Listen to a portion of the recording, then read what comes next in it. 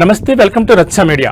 పశ్చిమ గోదావరి జిల్లా తాడేపల్లిగూడెంలో పట్టణ సర్వేయర్ రౌతు రామకృష్ణపై జరిగిన ఏసీబీ దాడి కలకలం రేపుతోంది. ఒక స్థలం వివాదంలో 50,000 లంచం తీసుకుంటూ అవినీతి నిరోధక శాఖ అధికారులకు రెడ్ హ్యాండెడ్ గా పట్టుబడ్డ రైతు రామకృష్ణపై పలు అవినీతి ఆరోపణలు బయటకు వస్తున్నాయి.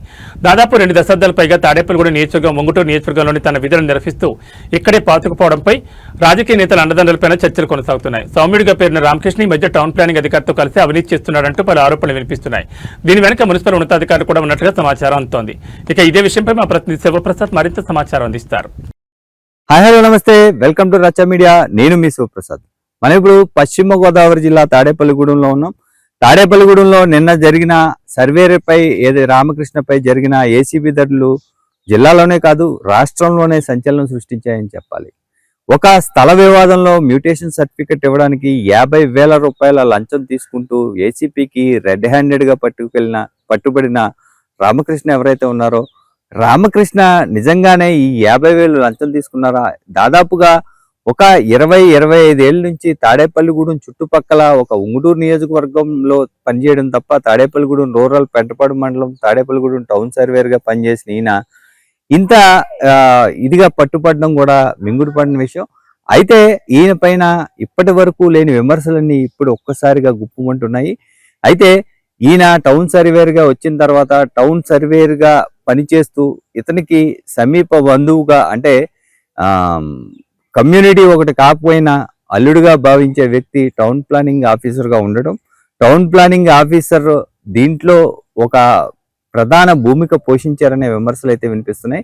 దీనికి సంబంధించి ఈ రామకృష్ణపై వస్తున్న ప్రధాన విమర్శల్లో ఈయన ఎవరి ఫోన్లు లిఫ్ట్ చేయరని, ఎవరినైతే నమ్ముకుంటారో అతనికే పనిచేస్తారని, వాళ్ళ మాటే వింటారంటూ కూడా విమర్శలు వినిపిస్తున్నమాట. అయితే ఇక్కడ పెద్ద చేపలు దొరకకుండా, తిమింగళాలు దొరకకుండా చిన్న చేప దొరికిందంటూ కూడా పలువురు విమర్శించడం. అయితే ఏదైతే రామకృష్ణ ఏసీబీ అధికారుల రైడ్లో దొరికిన అనంతరం 50,000 తీసుకుంటూ దొరికిన రామకృష్ణ ఏదైతే ఏసీబీ అధికారులు పట్టుబడ్డారో, నిన్న విజయవాడకు ఆయన తరలించారు. అనంతరం పలు విమర్శలతో పాటు ఏసీబీ డిఎస్పీకి కొన్ని లెటర్లు సైతం ఇక్కడి నుంచి పంపించినట్లుగా పూర్తి స్థాయి సమాచారం అయితే మన దగ్గర ఉంది. అయితే ఇంత దారుణంగా అవినీతి ఉందా అంటే, ఈయన ఇంతకాలం పనిచేసే ముందు లేదని, ఇప్పుడు ఏదైతే టౌన్ ప్లానింగ్ అధికారిని వెనకాల పెట్టుకున్నారో, టౌన్ సర్వేర్ గా పనిచేస్తున్నప్పుడే అవినీతి పెచ్చిమీరిపోయిందనే విమర్శలు సైతం వినిపిస్తున్నాయి. దీనికి సంబంధించి రచ్చ మీడియా అయితే పూర్తి వివరాలు సేకరించింది. అయితే ఈ మధ్య కాలంలో మున్సిపల్ ఉన్నతాధికారులతో పాటు టౌన్ ప్లానింగ్ అధికారులతో రామకృష్ణ ద్వారా లంచాలు సేకరిస్తున్నారనే విమర్శలు పలువురు రియల్టర్లు సైతం చేయడం గమనార్హం. దీనికి సంబంధించిన వివరాలు ఏదైతే ఉన్నాయో, ఈ స్థల వివాదానికి సంబంధించిన వివరాలు ఏదైనాయో, ఏదైతే స్థలంలో జరిగిన 50,000 రూపాయల లంచం ఉందో, గత 10 రోజుల నుంచి కూడా ఈ లంచానికి సంబంధించిన లావాదేవీలు జరుగుతున్నట్లుగా సమాచారం ఉంది. ఏదైనా వ్యాపారం పెట్టుకోవడానికి ఒక స్థలం అద్దెకు తీసుకొని ఆ స్థలానికి సంబంధించి బ్యాంకులో లోన్ తీసుకోవడానికి వెళ్ళే సర్వేయర్ ఇచ్చే మ్యూటేషన్ సర్టిఫికెట్ పైన అందులో కొంత రెవెన్యూ పొరంబోకు భూమి ఉందని తాను ఇవ్వడం కుదరదంటూ కూడా రామకృష్ణ గత 10 రోజులుగా తేల్చి చెప్పినట్టుగా తెలుస్తోంది. అయితే ఇందులో కొంతమంది మున్సిపల్ అధికారులు కావచ్చు, టౌన్ ప్లానింగ్ అధికారులు కావచ్చు, ఎటువంటి ఇబ్బంది లేదు, మీరు ఇవ్వాలంటూ కూడా వాళ్ళ వాటాలను వాళ్ళు పంచుకుంటూ రామకృష్ణను బలి చేశారా అనేది ఇప్పుడున్న ప్రశ్న.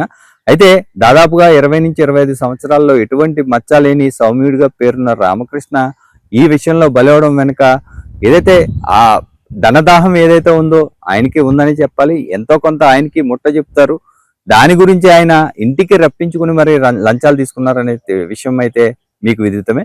అయితే దీంతో పాటు టౌన్ ప్లానింగ్ ఏదైతే ఉందో, టౌన్ ప్లానింగ్ లో మనం ఏదైతే రచ్చా మీడియాలో వార్తలు ప్రసారం చేశామో, టౌన్ ప్లానింగ్ ఏదైతే అక్రమ కట్టడాల నివారణలో విఫలమైందో, అక్రమ కట్టడాలు జరుగుతున్నాయని వార్తలు ప్రసారం చేసిన నేపథ్యంలో ఈ దాడులు కొంచెం కలకలం రేపాయని చెప్పాలి.